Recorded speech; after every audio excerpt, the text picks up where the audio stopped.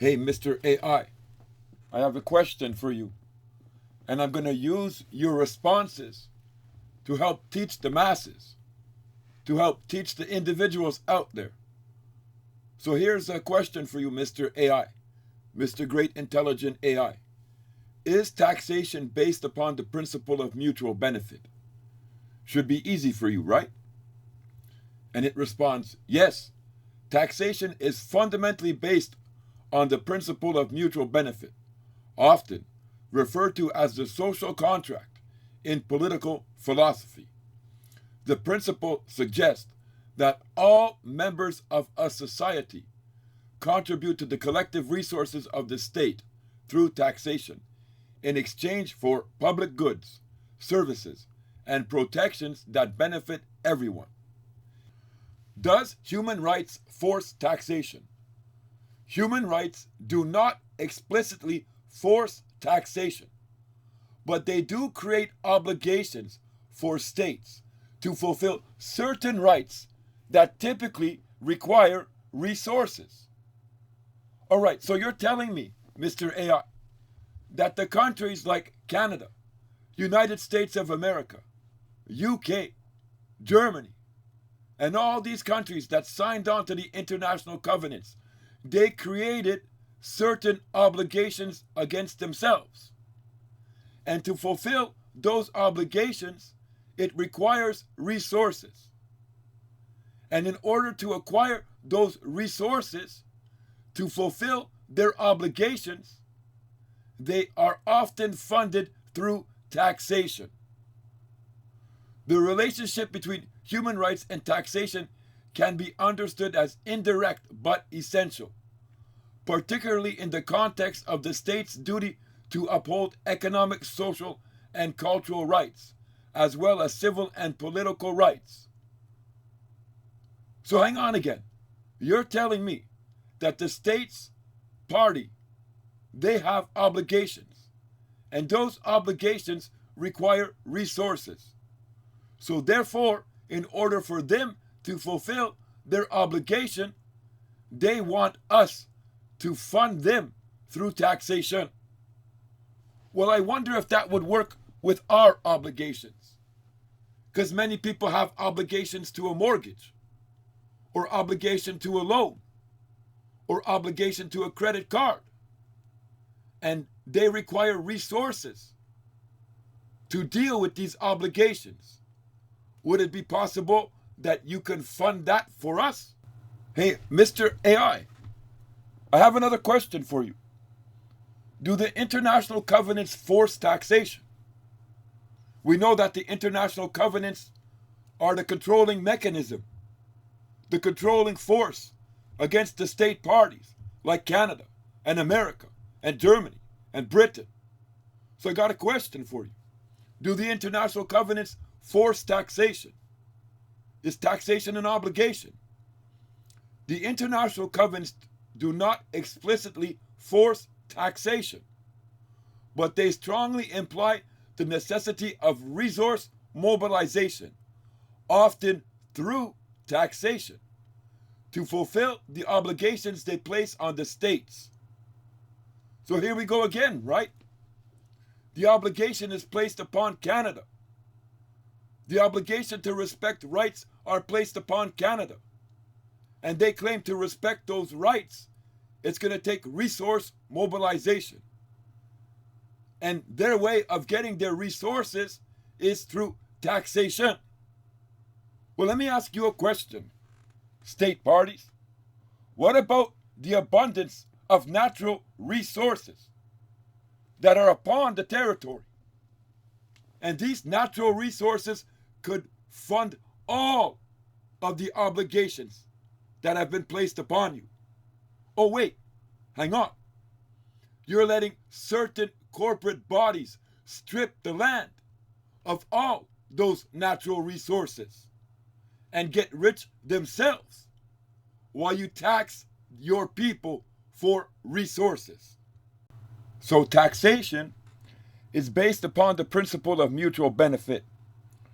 And taxation is used by the government bodies in order to fund their obligations to the international covenants, and taxation is not the only way that our governments could have required these resources, but it's the way they chose. They put the burdens on the back of the people.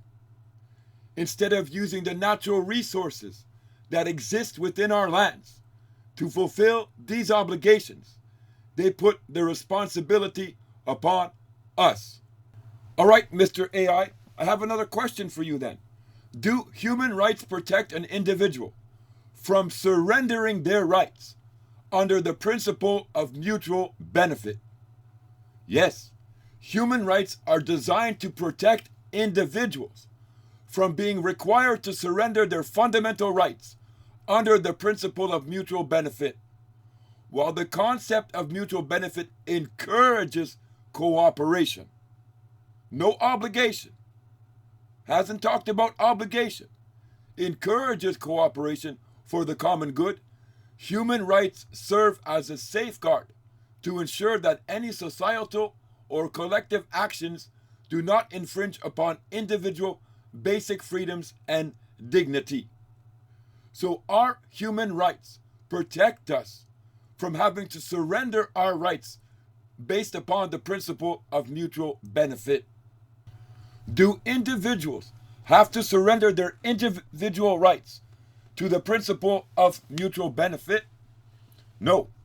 Individuals do not have to surrender their individual rights to the principle of mutual benefit.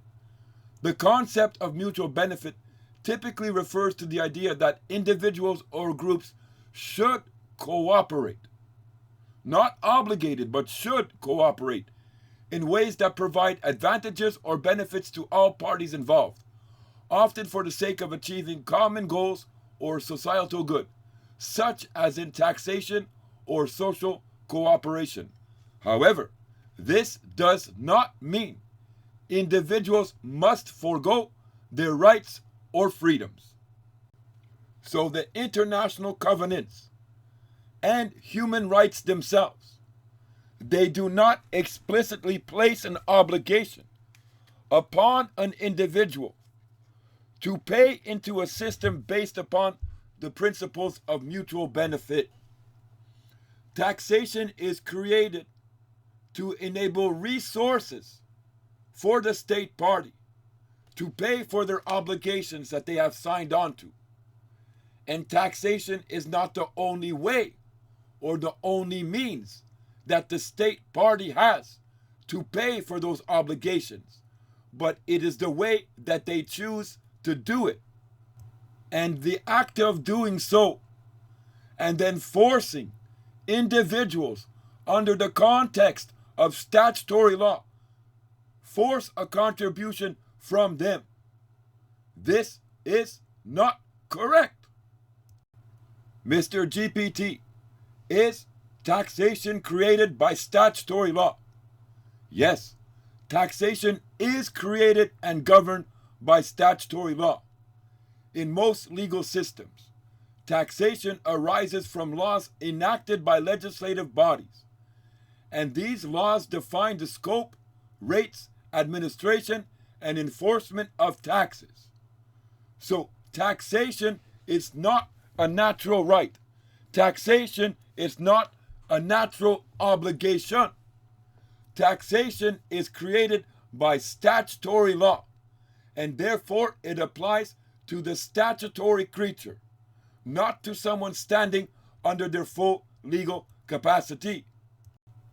So I asked the AI this question next. Do I have to submit to statutory law if it limits and abridges a human right without a principle of fundamental justice? I didn't ask it anything about Canada. I didn't ask it anything about the Charter of Rights and Freedoms.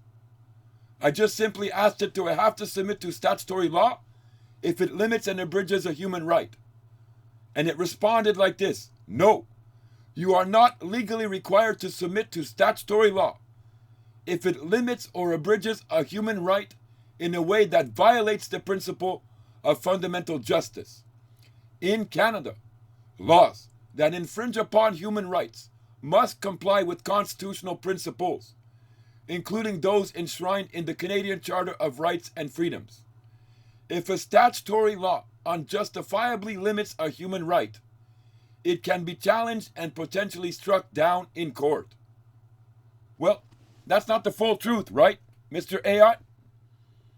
A court judgment is not the only way to deal with an unconstitutional law. A court judgment is not the only way to deal with a statutory law that is limiting and abridging a human right. It's one way, but not the only way. And here the AI admits that if the statutory law limits or abridges a human right, then you don't have to surrender to it. Taxation is fundamentally a creation of statutory law, enacted by legislators and implemented through regulations and administrative bodies. The statutory basis ensures that taxation is legally enforceable and operates within the bounds of the country's legal framework. Taxation is enabled or authorized by foundational law, but it is created and implemented through statutory law. Foundational laws, such as constitutions or basic legal frameworks, establish the authority of governments to levy taxes and set general principles. All right, so the Constitution establishes the authority of the government to levy taxes. That's what it says, right? Constitution Act of Canada 1867, Article 91. It shall be lawful for the Queen, by and with the advice and consent of the Senate and House of Commons, to make laws for the peace, order, and good government of Canada, in relation to all matters. Subsection 3. The raising of money by any mode or system of taxation. All right, so here in the Constitution, right, the Queen said it is lawful to raise money by any mode or system of taxation in Canada. Court judgment from the Supreme Court of Canada, talking about Section 91 of the Constitution, what we just read. It gave the Queen the power, with the advice and consent of the Senate and the House of Commons, to alter the Constitution of Canada, except in certain expressly designated areas. It does not confer a power to amend the BNA Act. The word Canada in Section 91 does not refer to Canada as a geographical unit, as a landmass, as a territory, but refers to the juristic federal unit. And that means the artificial person, a statutory creature, a corporate body. So the Queen gave the power to create modes of systems of taxations within the corporate body, and the corporate body alone. So that is why we see that taxation is created by statutory law and operates on artificial persons, on statutory creatures in the corporate body, because Canada is a corporate body. And in order for them to produce taxation, they have to render you a statutory creature within the corporate body. So through their statutory laws, they render you an officer of the corporate body. And as an officer of the corporate body, operating in an office of the corporation, then they try to apply an income tax against that statutory creature. The only one that is taxed is the prescribed person under statutory law. The amount that they withhold back from your pay, they withhold that amount back because they declare that you are an officer of the corporate body of Canada, operating in an office of Canada. Therefore, you are a prescribed statutory creature, and they are allowed to apply a withholding or a taxation against you. The authority of governments to levy taxes and set general principles as it pertains to taxation flows through the Constitution Act and then into statutory law. And we clearly see in the Constitution Act that taxation is applicable only upon the statutory creature. And in this specific instant, it is the statutory creature that is considered an officer of the corporate body Canada.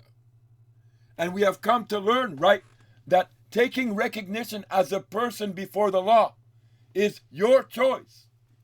If they try to create statutory law that forces recognition upon you, then it's of no force or effect against you. Using statutory laws to limit and abridge your fundamental right. Using statutory laws to force you to contribute so that you may pay for the obligations that they signed up for. And again, it's not the only way that this can be done. It's not the only way to secure the resources. But they do it this way. Why? Because they're abusing the people. And they're taking advantage of the people. And the people don't understand. And they're asleep. And so they let it go on. As a man or a woman standing under their full legal capacity, nobody can force you to make a contribution or to pay into a system based upon the principle of mutual benefit. That operation of law does not exist. So what do? Well, they take you out of your capacity and they put you into the capacity of a statutory creature, and then they apply a withholding or a taxation against you. So they force you to contribute, force you to follow the principle of mutual benefit, to pay for the obligations they signed up to. And it need not be like this.